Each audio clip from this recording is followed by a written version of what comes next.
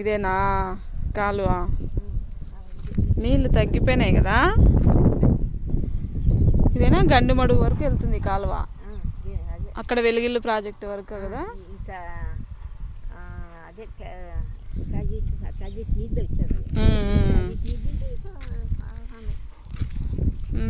చాలా తగ్గిపోయినాయి వాటర్.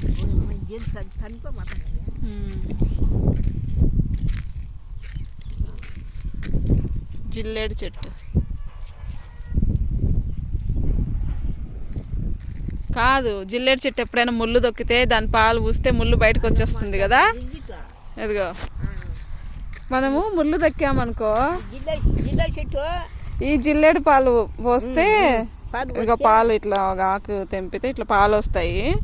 ఈ పాలు మనకి ముళ్ళు దొక్కిన చోట పెడితే ముళ్ళు నాని బాగా బయటకు వచ్చేస్తుంది అంట.